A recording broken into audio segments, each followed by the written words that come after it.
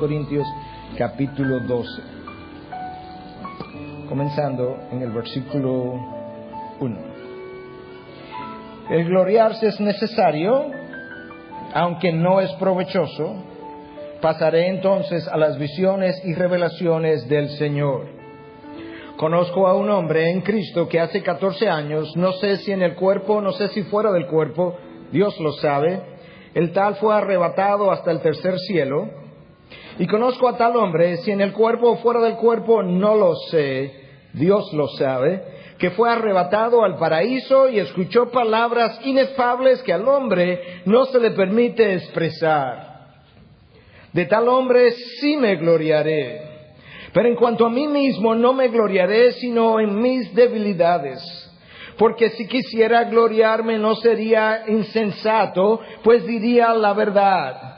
Mas me abstengo de hacerlo para que nadie piense de mí más de lo que ve en mí u oye de mí. Y dada la extraordinaria grandeza de las revelaciones, por esta razón, escúcheme, para impedir que me enalteciera, me fue dada una espina en la carne, un mensajero de Satanás que me abofetee para que no me enaltezca. Acerca de esto 3 veces he rogado al Señor para que me lo quitara de mí, y Él me ha dicho, te basta mi gracia, pues mi poder se perfecciona en la debilidad. Por tanto, muy gustosamente me gloriaré más bien en mis debilidades, para que el poder de Cristo more en mí. Por eso me complazco en las debilidades, en insultos, en privaciones, en persecuciones y en angustia por amor a Cristo, porque cuando soy débil, entonces soy fuerte. El 14 de agosto, a eso del mediodía más o menos, un grupo de nosotros fuimos sorprendidos por la noticia de que el templo donde nos habíamos congregado, por espacio de 6 años, había sido prácticamente destruido por el fuego. Por un fuego que comenzó de manera imperceptible. Y cuando llegamos al lugar, algunos de ustedes llegaron mucho primero que yo, ya que estaba fuera de la ciudad.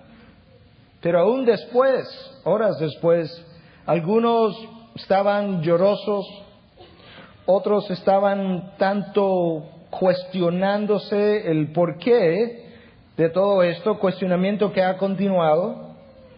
Otros alguien me decía, estamos como en el aire, necesitamos que nos hable.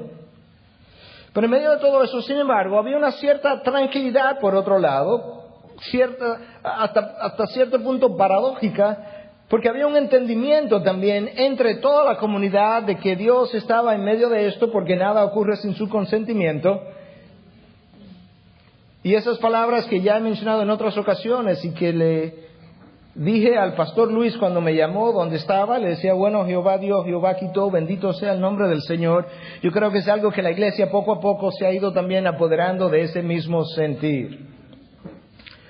Cerré el teléfono y le decía a Dios, yo no voy a preguntarte por qué, porque si hay algo que yo he aprendido, es que el área de más misterio en lo que tiene que ver con Dios y la relación con su pueblo es el área de la existencia del dolor, el sufrimiento, el mal, en manos de un Dios todo benevolente y todopoderoso. Pero le decía a Dios, yo no te voy a preguntar por qué. Lo que sí yo quiero decirte, Dios, es que yo no quiero salir de esta experiencia sin haber aprendido cada una de las lecciones que tú quieres que aprendamos. Y en esta noche yo voy a decir algunas cosas del propósito de Dios en la tribulación de manera categórica, basado en su palabra. Cosas que yo sé, porque su palabra lo afirma una y otra vez. Y hay otras cosas que yo no las voy ni siquiera a abordar porque pertenecen al misterio de la voluntad de Dios y no quiero entrar en el área de la especulación porque no quisiera oír las palabras de Dios para los amigos de Job cuando le decía, no han hablado lo recto delante de mí. Sin embargo, yo voy a aprovechar la oportunidad y compartir con ustedes, número uno, eso que yo sé categóricamente por la palabra del propósito de Dios en las tribulaciones. Y luego, en segundo lugar, yo le voy a dar mi entendimiento de lo que ha ocurrido. Nota esa diferenciación que yo he hecho. Número uno, lo que yo sé de manera categórica. Y número dos, mi entendimiento de lo que ha ocurrido, no producto de una visión, no producto de un sueño, producto de 2 semanas de meditación, de oración, de escuchar, de analizar y de ver los acontecimientos que día después Dios comenzó a orquestar para nuestra iglesia. Habiendo dicho eso, yo quiero introducir el texto de hoy precisamente hablando de aquellas cosas que yo sé con certidumbre. Y para eso yo voy a usar la vida del apóstol Pablo. Pablo iba en un momento dado camino a Damasco persiguiendo cristianos, quienes estaban bajo angustia, quienes estaban bajo dolor producto de la persecución. Pablo es tumbado del caballo, asumimos, aunque el texto no dice que iba sobre un caballo, pero es tumbado al piso. Dios le habla, Dios tiene una experiencia con él. Pablo queda ciego y entonces es dirigido a un lugar donde él tiene que esperar, y al mismo tiempo Dios va donde Ananías y le habla a Ananías, y Ananías, conociendo la reputación de Pablo, no quiere ir y le recuerda al Señor graciosamente que Pablo tiene la reputación de ser un perseguidor de la iglesia, y escucha las palabras del Señor para Ananías. Hechos 9, 15 y 16. Ve, porque Él me es un instrumento escogido para llevar mi nombre en presencia de los gentiles, de los reyes y de los hijos de Israel. Escúchame ahora, porque yo le mostraré cuánto debe padecer por mi nombre. Nota la relación que Dios hace entre el llamamiento y el instrumento que Él va a usar, junto con la necesidad de padecer por su nombre.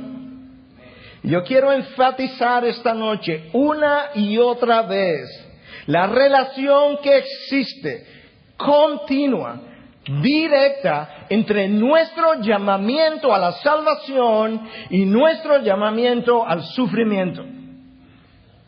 Estas dos cosas no pueden ser divorciadas.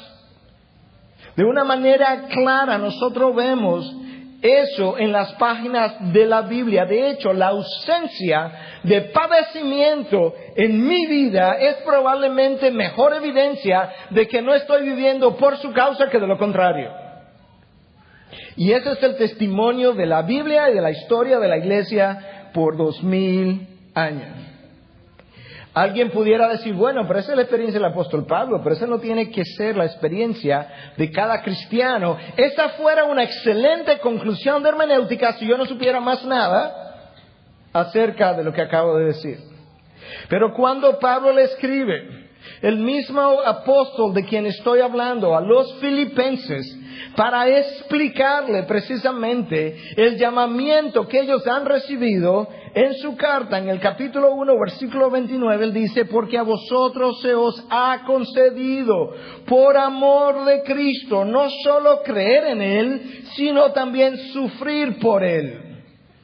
A vosotros se le ha concedido, se le ha dado una gracia, un privilegio. El creer en Cristo es una gracia que no todos tienen. Y se le ha concedido junto con el privilegio de creer, el privilegio de sufrir por Él. No lo puedes separar. Una cosa no puede ir divorciado de la otra. Los filipenses estaban atónitos de esta enseñanza. La gracia es un regalo, es un privilegio. Y así es el padecimiento por su causa. En esa misma carta a los filipenses, la carta del gozo, Pablo le dice en el capítulo 3, versículo 10, que él quería llegar a conocer la participación en sus padecimientos, llegando a ser como él en su muerte. Él quería llegar a participar del poder de la resurrección, pero quería llegar a participar como Él en su muerte. Él conoce algo que muchos de los hijos de Dios no conocen. La separación inquebrantable de esas dos cosas. El llamamiento a la salvación y el llamamiento al padecimiento. Y escúchame, a mayor las bendiciones, mayor la participación en sus padecimientos. Déjame decir eso otra vez. A mayor las bendiciones, mayor la participación de sus padecimientos. Eso yo lo sé de manera categórica. Y yo voy a usar el texto de hoy para que nosotros comencemos a ver parte de lo que estoy diciendo. Segunda de Corintios 2, el texto que acabamos de leer, a partir del versículo 2 hasta el versículo 4. Conozco a un hombre en Cristo que hace 14 años, no sé si en el cuerpo, no sé si fuera del cuerpo, Dios lo sabe, el tal fue arrebatado hasta el tercer cielo. Y conozco a tal hombre, si en el cuerpo o fuera del cuerpo, no lo sé, Dios lo sabe, que fue arrebatado al paraíso y escuchó palabras inefables que al hombre no se le permite expresar, grandes revelaciones, grandes manifestaciones, grandes bendiciones. Versículo 7. Y dada la extraordinaria grandeza de las revelaciones, por esta razón, escúchame, por esta razón, la grandeza de las revelaciones, de las bendiciones, para impedir que me enalteciera, me fue dada una espina en la carne, un mensajero de Satanás, que me abofetee para que no me enaltezca. Por esta razón, a mayor las bendiciones, mayor la necesidad de participar en sus padecimientos.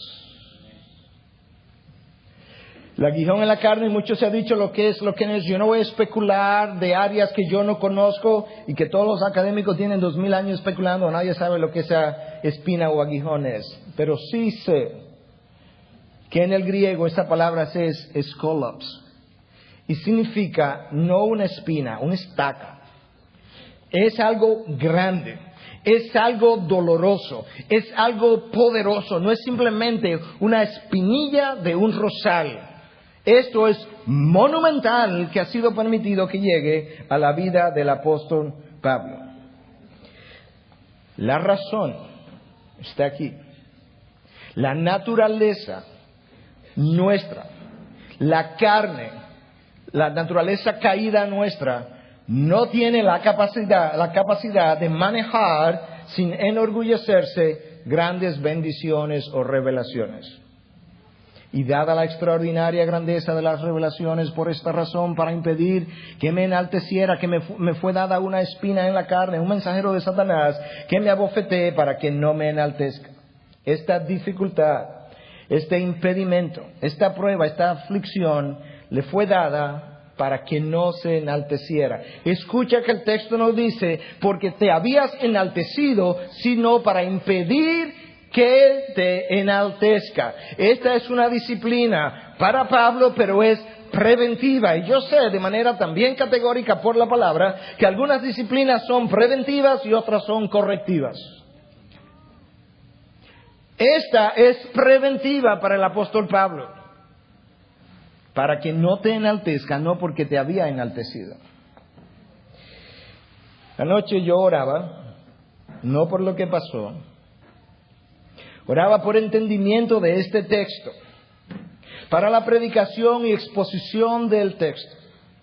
Y en medio de la oración, Dios trajo a mi mente un par de cosas que yo vi al entrar al templo. Esto no fue una visión, yo había visto esto en el templo, el día que yo entré a inspeccionarlo, por así decirlo. Muchos de ustedes lo vieron, otros lo han comentado, algunos lo fotografiaron. Digo eso para que quede claro que esto no es una visión, ni un sueño, ni algo que yo me estoy inventando. Yo estoy orando, tampoco estoy orando por lo que pasó, estoy orando por el texto. Lo he leído, tenía horas reflexionando, quiero entenderlo bien. Y en medio de eso el Señor trajo a mi memoria la foto, si usted quiere. La imagen, gracias, del púlpito que permaneció con todo su alrededor destruido y las Biblias que permanecieron intactas. Y a través de este texto el Señor trajo algo que me dio mucha paz y tranquilidad. Y dado 2 semanas de oración, 2 semanas de meditación, 2 semanas de estar en su palabra como nunca antes, de estar en los salmos como nunca antes, de escudriñar su corazón, yo quiero decirte, y este es mi entendimiento, no la palabra infalible de Dios. Ivy había sido bendecida grandemente por 10 años. Ivy no había sido probada, y eso me habían oído decirlo más de una vez. Nuestra fe no había sido probada. Entiendo por una serie de circunstancias que incluso han comenzado a ocurrir posterior al incendio, que aquellas cosas por las que veníamos orando, puertas que estaban cerradas, en los próximos días comenzarán a moverse y a abrirse de una manera rápida para que quede claro que Dios estaba haciendo con nosotros y en nosotros. Y entiendo también que Dios quiere usar la iglesia de una manera extremadamente grande en el futuro, pero si Ivy no era humillada primero, no iba a poder manejar el lugar, el trabajo, la obra que Dios iba a hacer con ella, y se iba a enorgullecer quizá más de lo que pudiera haber estado hasta este momento. Esta disciplina para algunos ha sido correctiva y para otros ha sido simplemente preventiva. Y usted tiene que determinar eso. Pero yo voy a ayudarle quizás a comenzar a explorar cómo ha sido para su caso. Si usted se sentía orgulloso de la iglesia, por las razones que fueran, orgulloso de su crecimiento, de su tamaño, de su facilidad, de su doctrina, de su enseñanza, de su liderazgo, de su adoración, de su proyección hacia afuera, como Dios nos ha ido llevando, para usted esto es una disciplina correctiva. Iba por mal camino. Esa no es la forma de recibir las bendiciones que Dios provee. Mira, has sido sanado, no peques más, para que no te suceda algo peor. Fueron las palabras de Jesús para aquel a quien Él sanó en Juan 5:14. Si tú has reconocido producto de tu introspección en tu vida, olvídate de los demás, que realmente tú has estado orgulloso de alguna manera, toma esto como una disciplina correctiva y hoy humíllate delante de Dios. Vete a tu casa y no peques más, no sea que te ocurra algo peor. Si usted se sentía orgulloso o superior a otras iglesias, a otros que comenzaron con usted, a otros que comenzaron antes que usted, pero usted entendía que lo había alcanzado, lo había sobrepasado, estaba disfrutando de bendiciones que ellos nos tienen. Si eso era parte de lo como usted se sentía, iba por un mal camino. Esto es una disciplina correctiva, porque no hay nada peor que un orgullo espiritual a etapa temprana de mi crecimiento. Si eso es así al principio, ¿qué pasaría después? Si Dios nos bendice más grandemente. Ahora escúchame. Si por otro lado tú te sentías indigno, inmerecedor, altamente agradecido y te preguntabas continuamente ¿por qué tantas bendiciones? Esto es una disciplina preventiva para tu vida.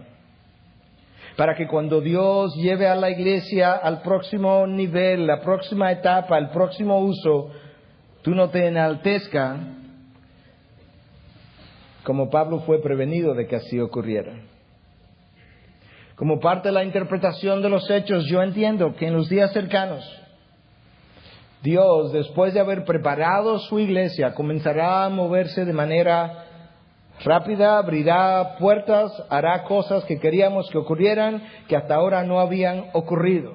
Esto no es producto de una profecía vía visión, vía sueño. Esto es simplemente un entendimiento a través de su palabra, de la oración, de la meditación y del análisis de las circunstancias que Dios ha comenzado a orquestar y muchas de las cuales habíamos estado esperando. Pablo recibió una disciplina preventiva. Y este apóstol Pablo describe su experiencia y dice que esta espina le fue dada, es un regalo. Un regalo envuelto en papel de Satanás. Me fue dada por Dios una espina, un aguijón, un mensajero de Satanás. La palabra en el original es ángelos. Cada vez que el apóstol Pablo usa la palabra ángelos en sus cartas, en todas las ocasiones se refiere a un ángel. En este caso debía ser entonces un ángel de Satanás, por tanto un demonio que está orquestando, organizando muchas de las persecuciones, de las calamidades, de las dificultades por las cuales Pablo estaba transitando. Ángelos, ángel, también traducido como mensajero, para que Pablo no se enorgullezca de las revelaciones. Esto que Pablo recibe, que es vía Satanás que viene, él lo ve como un regalo, y ahora si lo ves así, entiende mejor por qué todas las cosas cooperarán para bien, aun aquellas que vienen vía emisarios de Satanás, cuando es Dios que las ha orquestado para tu beneficio y el mío. Pablo tenía un claro entendimiento de lo que estaba ocurriendo en su vida. Las palizas, las persecuciones, los pleitos, la mala reputación de la cual a él le fueron dadas, fueron orquestadas en el Hades. No hay duda de eso. Pablo lo atestigua, permitidas por Dios, con el propósito de que aquellas cosas que él había visto no lo enaltecieran. Escucha cuánto sufrió Pablo en 2 Corintios 11, a partir del versículo 24. 5 veces he recibido de los judíos 39 azotes. 3 veces he sido golpeado con varas. 1 vez fui apedreado. 3 veces naufragué y he pasado 1 noche y 1 día en lo profundo. Con frecuencia en viajes, en peligros de ríos, peligros de salteadores, peligros de mis compatriotas, peligros de los gentiles, peligros en la ciudad, peligros en el desierto, peligros en el mar, peligros entre falsos hermanos, en trabajos y fatigas, en muchas noches de desvelo, en hambre y sed, a menudo sin comida, en frío y desnudez. Además de tales cosas externas, está sobre mí la presión cotidiana de la preocupación por todas las iglesias. Yo no quiero pasar eso rápidamente, déjame revisar algunas cosas. Golpizas y palizas, 7. 3 de 39 latigazos, que era el castigo de los judíos. 3 de palos, que era el castigo de los romanos. Y 1 de apedrada, que era otro castigo de la ley de Moisés. Naufragios, 3. Y en uno de ellos pasó todo un día y toda una noche en el alta mar, probablemente agarrado de un madero, un pedazo del barco que probablemente se desprendió. El apóstol Pablo. Peligros que afrontó mientras viajabas, 8 tipos. Peligros cruzando ríos, me imagino ríos crecidos. Peligro de ser asaltado, peligro por parte de los judíos, peligro de los gentiles, en la ciudad en peligros, en el desierto en peligros, en el mar en peligros y de falsos hermanos en peligros. En cuanto a trabajos y fatigas, muchas noches de desvelo. Me preguntaba, desvelo, preocupado, ansioso, no, quizás todo eso, pero quizás del dolor de las palizas, de los latigazos que le dieron, de las pedradas que recibió.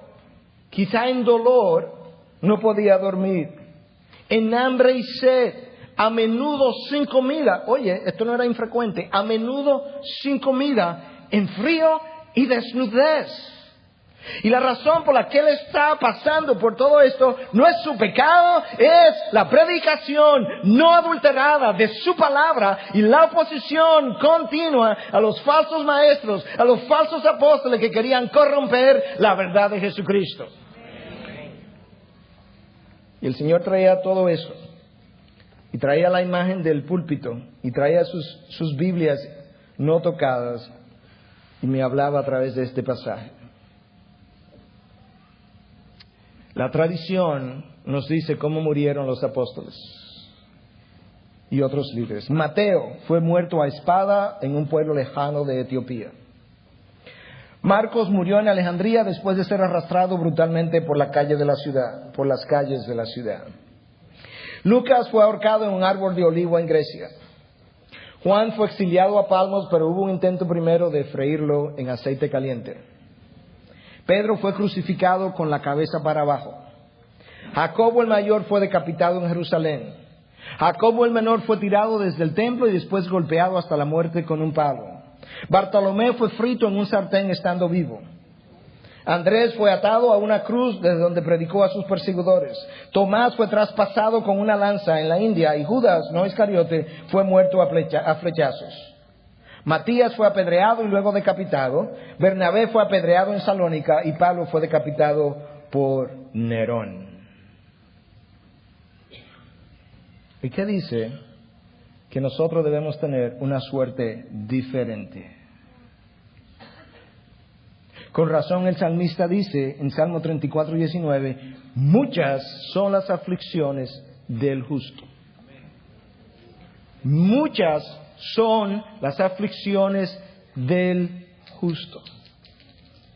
Por su causa, por su palabra, por no comprometer los estándares, por el pecado que ve y le provoca y le produce lo que le produce en su interior, porque no tolera la injusticia.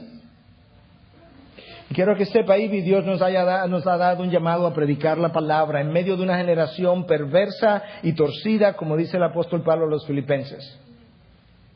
Nosotros tenemos una responsabilidad, yo no sé si tú la sientes, pero es una responsabilidad que no me deja día y noche.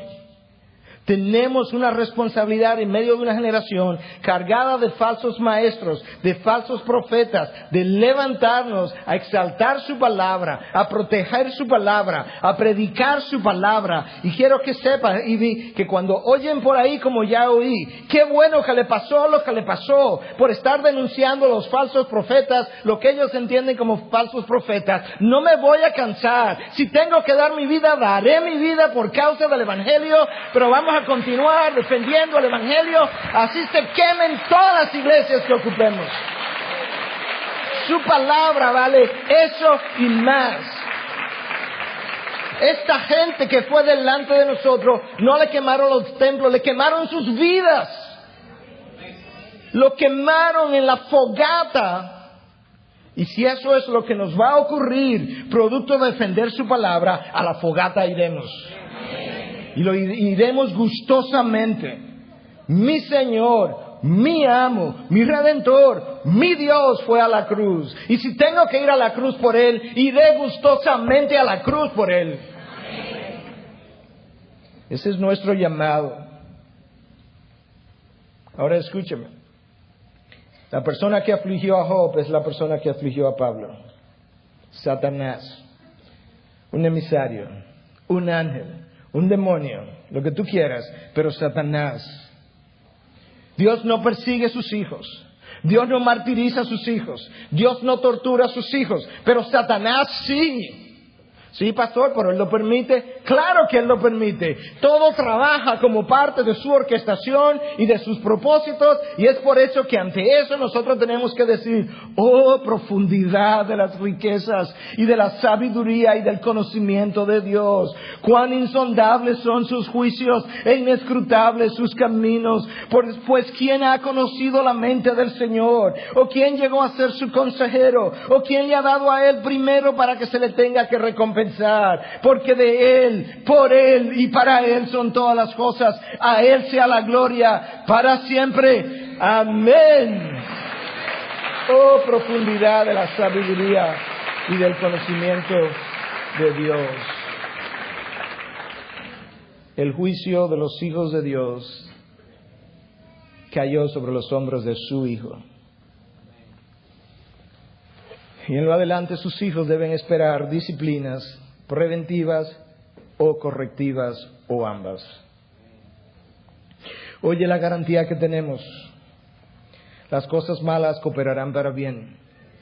Las buenas como mi salvación no las puedo perder. Y las mejores están por verse en mi glorificación.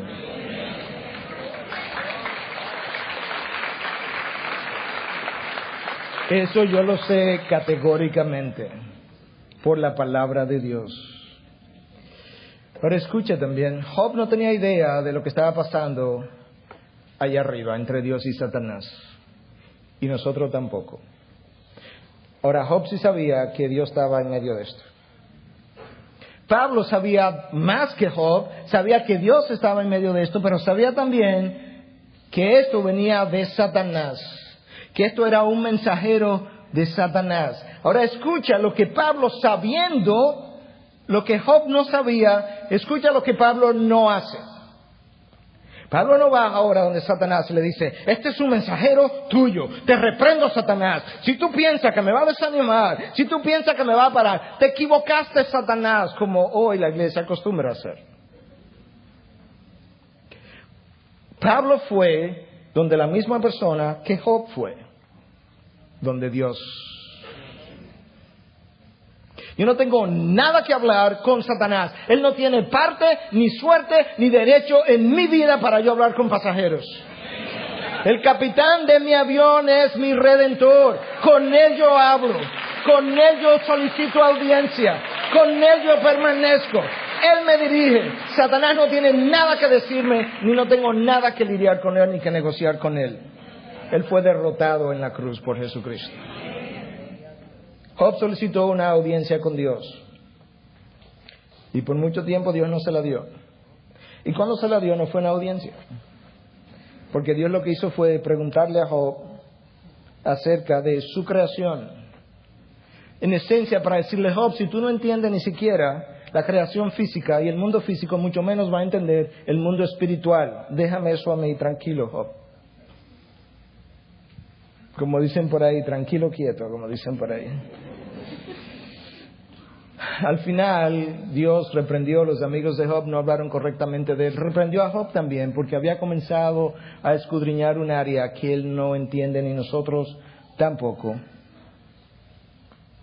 Y Job admite, él dice, es que ahora es que yo entiendo que de oídas te había conocido, pero ahora mis ojos te ven. Ahora es cuando yo sé quién tú eres. Ahora yo sé a dónde yo debo ir. Pastor, pero es que yo no entiendo. Yo no entiendo por qué Dios no le dio una explicación a Job. La mejor respuesta a esta pregunta la leí en el comentario de Warren Wiersbe acerca de este texto. Oye lo que él dice. Te lo voy a decir en inglés para aquellos que saben inglés y lo puedan saborear de esa manera y luego te lo traduzco. The people of God do not live on explanations, but on promises. El pueblo de Dios no vive de explicaciones, sino de promesas. Esa es la razón por la que Job no necesitaba una explicación. El pueblo de Dios, Ivy, escúchame, para el resto de tu historia, no vive de explicaciones, vive de promesas. Escucha lo que dice el autor de Hebreos 11:13. Todos estos murieron en fe, sin haber recibido las promesas, pero habiéndolas visto y aceptado con gusto, desde lejos, confesando que eran extranjeros y peregrinos sobre la tierra. Hebreos 11:36 y 40. Otros, escúchame, otros experimentaron vituperios y azotes y hasta cadenas y prisiones. Fueron apedreados, aserrados, tentados, muertos a espadas. Anduvieron de aquí para allá, cubiertos con pieles de ovejas y de cabras, destituidos, afligidos, maltratados, de los cuales el mundo no era digno de gente tan fiel como esta. Errantes por desiertos y montañas, por cuevas y cavernas de la tierra. Y todos estos, habiendo obtenido aprobación por su fe, no recibieron la promesa, porque Dios había provisto algo mejor para nosotros, a fin de que ellos no fueran hechos perfectos sin nosotros. Vivimos de promesas, aún no las recibimos, la creemos, porque Dios nunca ha faltado a su palabra. No necesitamos las explicaciones, su promesa me basta, me es suficiente. Yo la creo y entraré en gloria sabiendo que la recibiré. Él es fiel.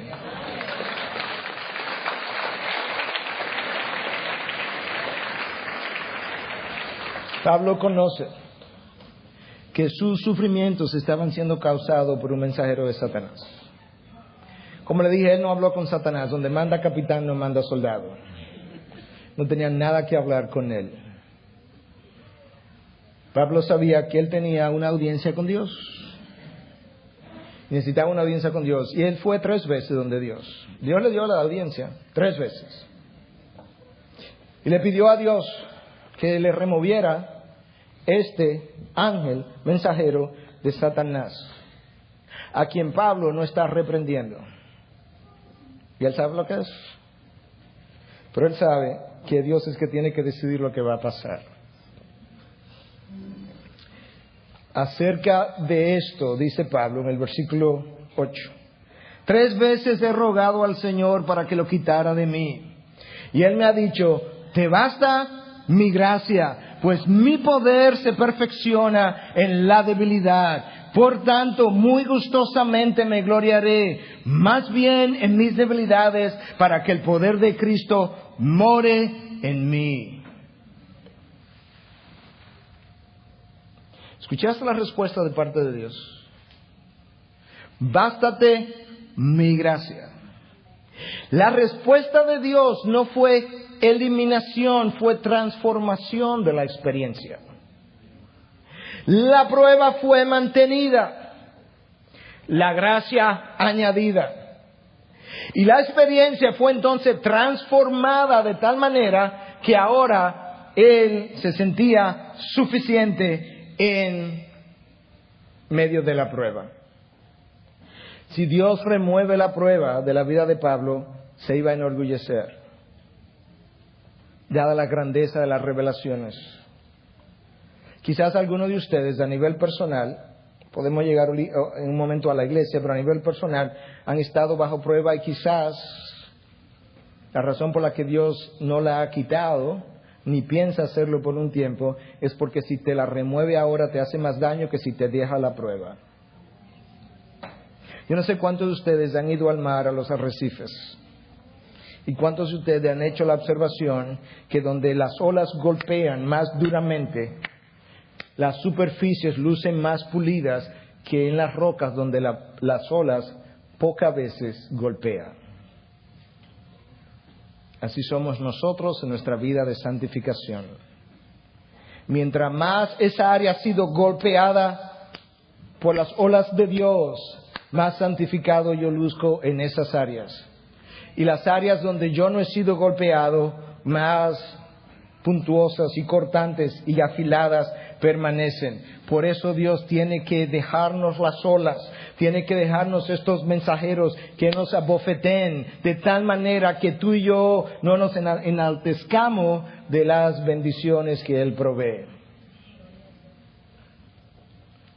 Y yo estoy convencido, Dios nos va a usar grandemente. Pero este es el tiempo de humillarnos antes de lo contrario quedaremos descalificados en el proceso. Candeleros han sabido ser removidos y nosotros tenemos una oportunidad hermosa de responder bíblicamente como Dios quiere que respondamos, que nos humillamos delante de su presencia, nos humillemos delante de su presencia. Y que producto de la humillación Él pueda hacer en nosotros y prepararnos para esa próxima etapa, y que nosotros podamos dar la talla para la cual Él nos ha llamado. Su poder se perfeccionará en nuestra debilidad. Nuestra fortaleza, nuestra confianza interfieren con el trabajo de Dios. Debilidad es un prerequisito, escucha esta paradoja, debilidad es un prerequisito para fortaleza. Entonces, cuando soy débil, entonces soy fuerte. Pero Él tiene que debilitarnos en la carne, Él tiene que debilitarnos en nuestras vidas. Por eso Pablo, entendiendo esa realidad, dice: yo me voy a gloriar, me voy a complacer en debilidades, en insultos, en privaciones, en persecuciones y en angustia por amor a Cristo, porque cuando soy débil, entonces soy fuerte. Pablo puede ahora vivir con el aguijón. No solamente él puede vivir con el aguijón, él quiere vivir con el aguijón. Porque él sabe que este aguijón tiene un propósito y que ese propósito es santo y lo está manteniendo en el camino y le está impidiendo que se enaltezca. Dios se lo ha revelado, él ha ido donde Dios le ha dicho, no te lo voy a eliminar, voy a transformar la prueba. El problema nuestro es que siempre queremos eliminación de la dificultad, eliminación del dolor, eliminación del sufrimiento. Y Dios dice, no, bástate mi gracia, transformaré tu dolor, tu experiencia, tu dificultad en gloria. ¿Me crees? Por su gracia. Pastor, y entonces sea mayor nuestro compromiso con su causa, en medio de una generación perversa, y torcidas, nos esperan mayor dificultades. Si tú oíste eso, me oíste bien. Yo no estoy esperando que las pruebas disminuyan en el futuro. Yo sé que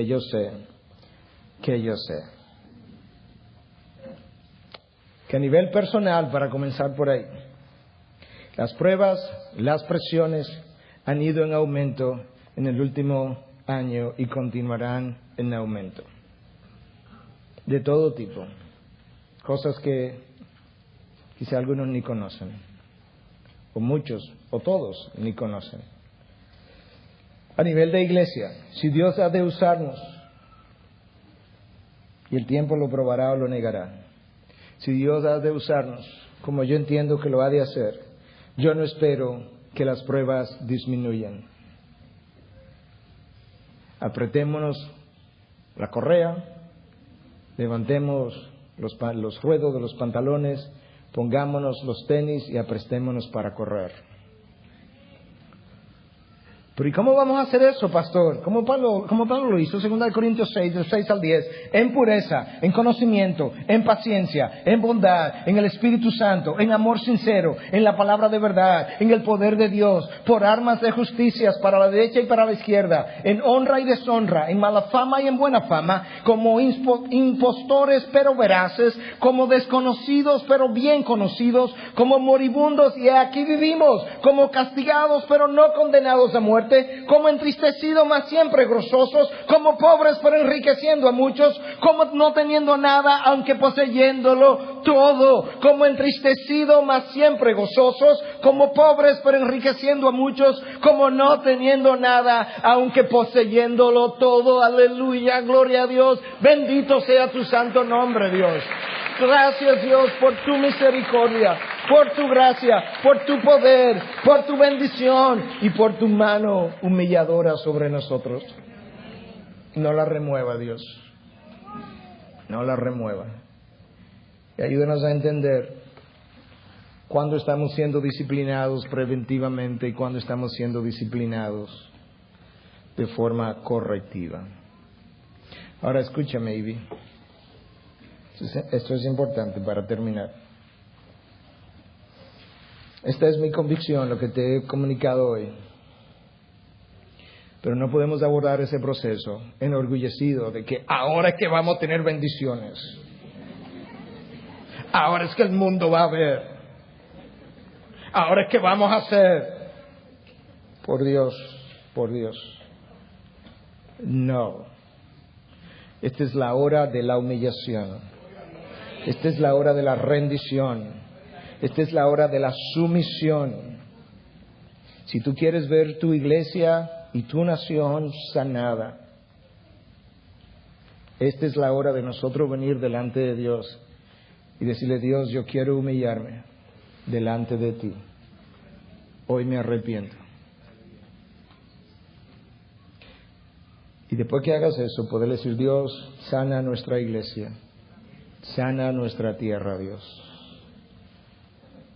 Pero no puedes pedir eso si no es en humillación, en rendición, en entendimiento de que Él lo es todo y nosotros somos meros instrumentos. que Dios necesita prepararnos para ser buenos receptores y santos receptores de sus bendiciones.